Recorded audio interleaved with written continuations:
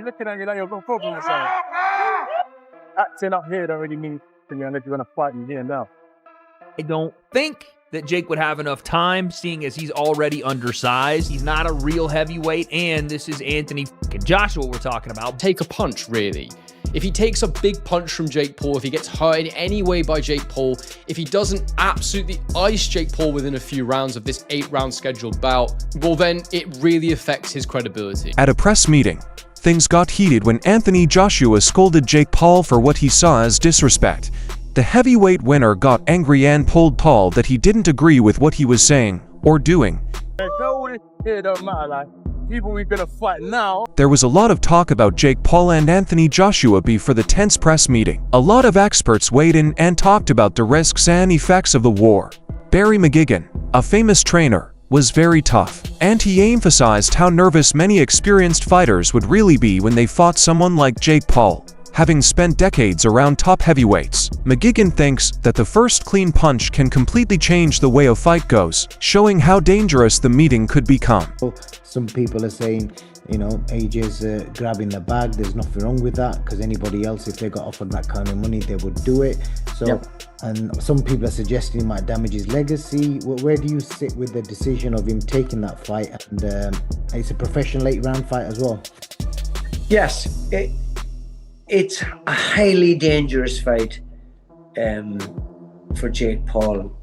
I don't know what he's doing, unless they have done some sort of caveat or some sort of agreement that he says he's going to go easy on him, or he's not going to go flat out. But you know, I've been tossing this up and down in my mind and trying to figure how, and under God, when he had agreed to fight someone like Tank Davis, who is, you know, several divisions below him, that's more like what Jake Paul does, and then he goes from there to fighting Anthony Joshua. I mean, just look at what happened to Francis Ngannou, who's a big, athletic, tough guy, and had gone 12 rounds with Tyson Fury and given him a real ding-dong, and then he gets absolutely obliterated in a round and a half against Joshua.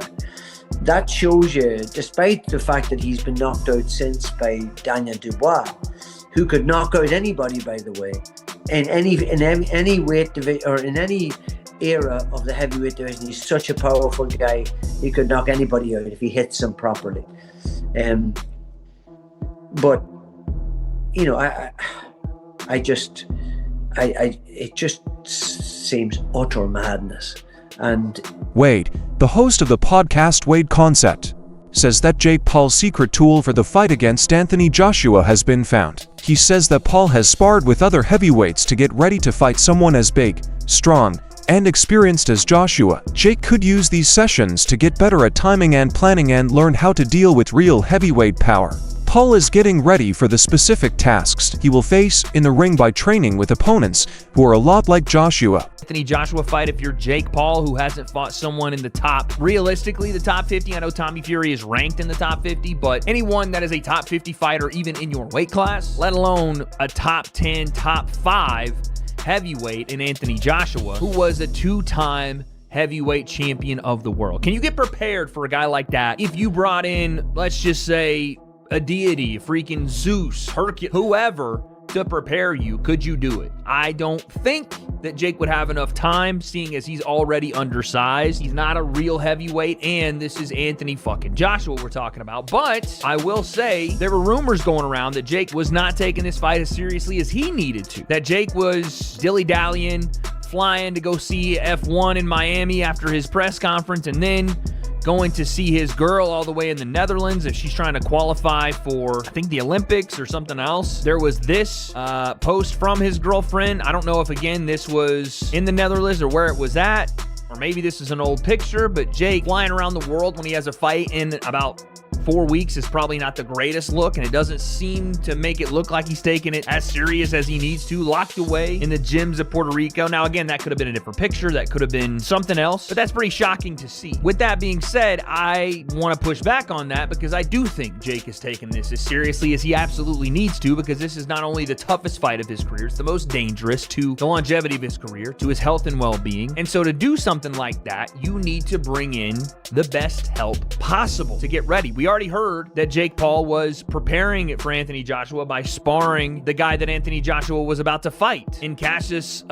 Chaney, this gentleman right here, who was 24-3 from B-More, aka the DMV, and apparently is a top 100 heavyweight, even though it doesn't say he's actually a top 100 heavyweight. That was what he was being marketed as by Spencer Oliver, a former professional fighter and analyst, looks at the upcoming fight between Anthony Joshua and Jake Paul from a different point of view. In front of a group of experts, Oliver warns that this fight is about more than just winning. It means something important to the sport itself. His comparison to Muhammad Ali's time is interesting because Ali often picked unusual fights that got people's attention from outside of boxing fans. Oliver says that if Joshua agrees to meet Jake Paul, he will be in a similar situation to Ali, where professional sports and entertainment value come together. People who may not be familiar with heavyweight fights may become interested in boxing after seeing this fight. It will also test Joshua's ability to stay focused in an unusual situation. The match is also a turning point in boxing because it brings together traditional fans and a new generation of tech-savvy fans.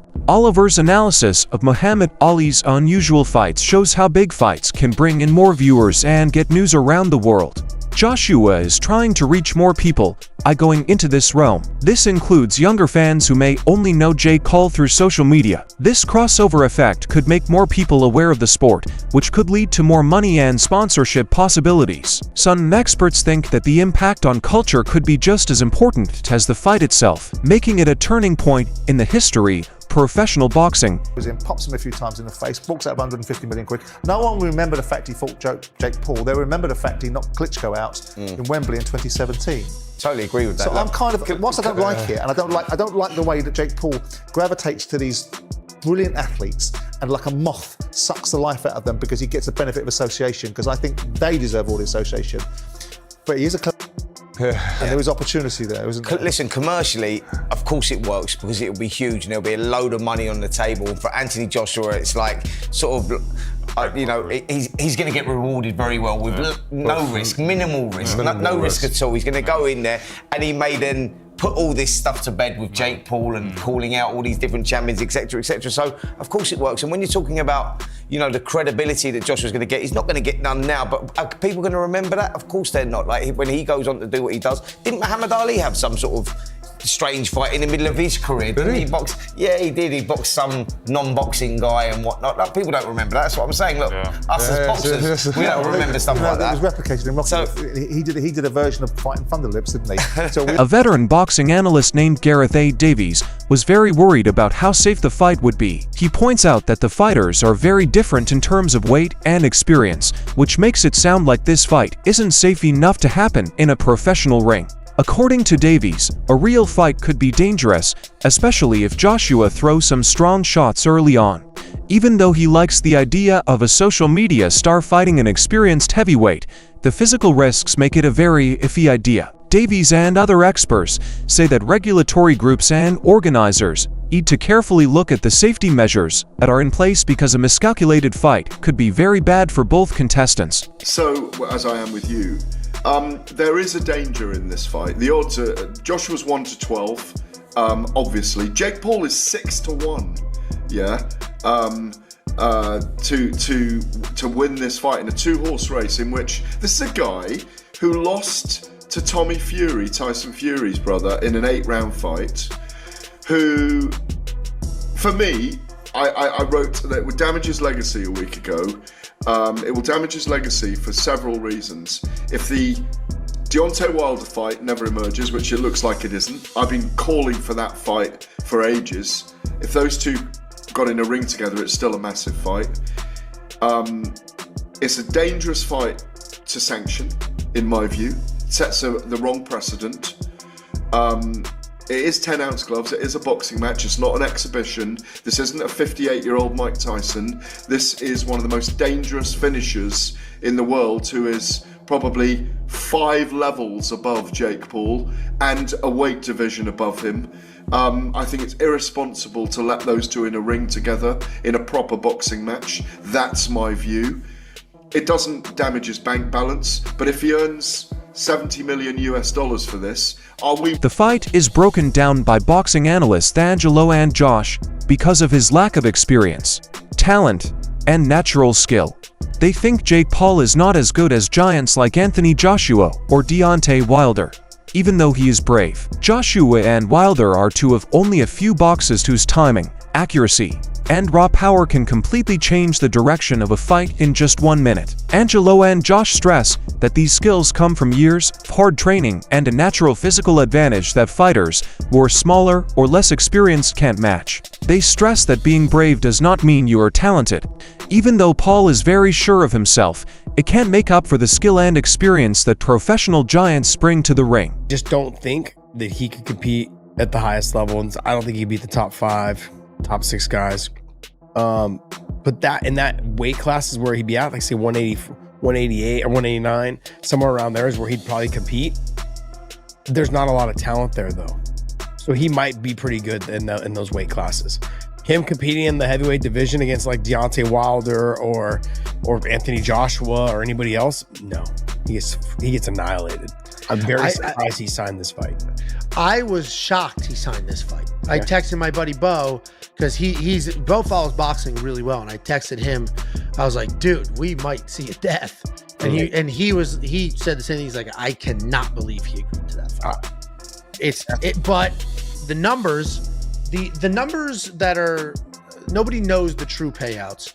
They're saying it's around $200 million that they're splitting evenly. So they're getting about $100 million each. He said that it was $267 million. So I don't know who you believe or don't believe, or it could be they're splitting 200 and the 67 delta, they had to pay DAZN because Anthony Joshua has a contract with DAZN, and this fight's going to be on Netflix. DAZN. It's DAZN. So they, which makes, how the hell? Please stop saying DAZN, okay? DAZN. That's like Saint Benoit, okay? Where's the O in DAZN? It's DAZN. Well, there's no O or no E at the end either. But so they basically had to buy Anthony Joshua his permission to do. He says that the risks in this fight are not similar because he is a boxing analyst. There has been a lot of talk about how dangerous it is for Jake Paul to fight an experienced champion, but experts stress that Anthony Joshua is also in danger. Even a small mistake in performance or judgment could give Paul a chance, which could hurt Joshua's image even though he was sure to win. In particular, they say that for a fighter like Joshua, any result other than a perfect win could be seen as bad rather than good. The analysis stresses that the fight is not a sure thing to be a showcase for the champion and that both fighters have a lot at stake when it comes to their image, how the public sees them, and their professional legacy. Creates immense risk for Joshua is because even if Joshua wins this fight, it has to be perfect. There cannot be a moment of hesitation from Anthony Joshua. He can't look mentally shot. He can't take a punch, really. If he takes a big punch from Jake Paul, if he gets hurt in any way by Jake Paul, if he doesn't absolutely ice Jake Paul within a few rounds of this 8-round scheduled bout, well then it really affects his credibility. All the things that have ever been said about him, he's a hype job, he's been coddled. He didn't really want to fight Deontay Wilder when they were both in their prime. He's just a big bodybuilder, as Tyson Fury loves to put it. Anyone who's ever doubted him will have absolute ability to do so. And so the fact that this is actually a sanctioned fight, it tells me that Anthony Joshua cannot be going in there or will not go in there and try to carry Jake Paul. Otherwise, it might as well just be an exhibition. If he does go in there and carry Jake Paul, my fear for him is that most people will not be aware that that's what he's doing. Reputationally, it would just cause serious damage. And like I say, I think the only way he comes out of this unscathed, reputationally, is by going in there and securing a clean knockout. Anthony Joshua can't do anything to boost how people view him as a boxer in this fight. All it can do is damage him unless he's punch perfect. He's fighting someone who realistically has nothing to lose and absolutely everything to gain. And that in itself can be dangerous, it can be risky. And given that Jake Paul has achieved so little, given that Anthony Joshua wants to remain relevant and credible, so it seems, because he has a couple of potentially big fights left, especially against Tyson Fury, why is he doing this? He doesn't want to jeopardize that, surely. Well, I can tell you exactly how I think he has rationalized this in his mind. The first thing is that he's going to get paid an absolute shed load of money. Around 50 million is what we're hearing. I've heard 50 million pounds, 50 million USD, but whatever happens, it's a significant amount of cash. Possibly will be one of his highest ever career paydays, possibly similar to what he'd make for a Tyson Fury fight. But for what? Like 1% of the risk? I don't know. I don't know how to put it in numerical. Eddie Hearn, the promoter, talks about the fight's strategic and financial effects, which is why Anthony Joshua's deal is hard to turn down. Hearn says that Joshua has already reached almost all of the big marks in the heavyweight division. At this point in his career, the huge payment is a natural factor that gives him a financial incentive that is much stronger than standard contests. Hearn says the move was a smart business move, stressing that in boxing, financial incentives and strategic options can sometimes come together. For Joshua, the fight is less about necessity and more about using his fame to make as much money as possible while staying visible. This makes the fight a mix of sport, entertainment, and a business plan. We just say by the ring by Mike Coppinger that one's in the works and looking likely for December. What can you tell? Yeah, not yet. I mean, there has been conversations, obviously. I think it comes down to how true, they are. Jake Paul is that he actually wants to fight. I mean, he's a madman if he wants to fight. But for some reason, and he thinks he can beat AJ. And I have to be honest, we were going to have a run out in December, over 8 rounds against a bloke you've never heard of. And we may end up having a run out against Jake Paul for a career high payday. I don't see how we can turn it down. When I asked you about it a couple of days ago, you said that at that time you never really got into the financials. Have those been discussed now? Have you discussed the financial element? Yeah, there has been some conversations around that, and it is, it's a huge amount of money. And I think AJ would be mad if he didn't do it, and I think he will do it if Jake Paul is genuine. We may wake up tomorrow with these people and they've announced another fight. Honestly, anything could happen. So I still can't get my head around the fact that this guy wants to challenge AJ. Listen, respect to him if it's true, but we shall see. To end on that note, I spoke to Alpha Sharman earlier. He said that himself or DAZN have had no conversations about AJ potentially taking that fight. Obviously, AJ is exclusive to DAZN. What's the situation with regards to that? Because I know apparently the fight's done. Obviously, it's not done because those conversations have to take place. I'm very confident that I can have some positive conversations with DAZN. Obviously, we'll be on a clock, but it's a 50-50. Last one from me. I saw Chris McKenna tweeted that Anthony Joshua currently doesn't have a British Boxing Board of Control licence. Obviously, it's not unusual for someone who isn't fighting currently, he's inactive, to let it run out. But he would have to apply for one to face Jake Paul again, and then they'd have to approve a fight. Do you think that'd be David Haye, a former world champion, talks about how unpredictable boxing is. Even though Joshua has a big advantage, he warns that once the bell rings, the result of every fight is unpredictable. Haye points out that not judging an opponent fairly, no matter what their past is or how much experience they have, can lead to surprising results. Haye says that experienced fighters should always respect the skill of everyone who steps into the ring, even though he knows Jake Paul is a very tough opponent. The element of surprise heightens the tension in the fight, keeping both the audience and the participants fully involved and alert the whole time. It was only a couple of months ago that we were told it was really close, and then it was Jake and Tank, and now that's off for other reasons. Your initial reaction to the fact that December Miami might be on? Yeah, jumping from Gervonta Davis all the way up to Anthony Joshua seems absurd. It doesn't seem like it's a reality. Seems very Jake Paul. It seems, but sometimes these crazy things. Who would have ever thought Francis Ngannou would get a shot against Tyson Fury? When we first started talking about it, it's like, that's never going to happen. And when it did, we saw Tyson Fury have a very, very tough night, getting knocked down and scrape through on points. Anything's possible in boxing. I think the chances of Jake Paul beating Anthony Joshua, I don't know, he's got a very, very low chance. I can't see any way that Jake Paul can win a boxing match with 10, 12-ounce gloves on with Anthony Joshua. Anthony Joshua, world champion, silver medalist, Olympic gold medalist, 2-time heavyweight champion. He's a top 10, top 5 in some people's arguments, heavyweight, and he hasn't gone that far over the hill. He's not Mike Tyson, nearly 60 years old. I can't see it happening, but if it can happen and AJ wants it, then obviously it's going to be a massive payday as well as a massive spectacle. It would be an absolute crush box office numbers, and unfortunately for Jake, that will be potentially his last fight in boxing. That's all for the video today. Watch out for the next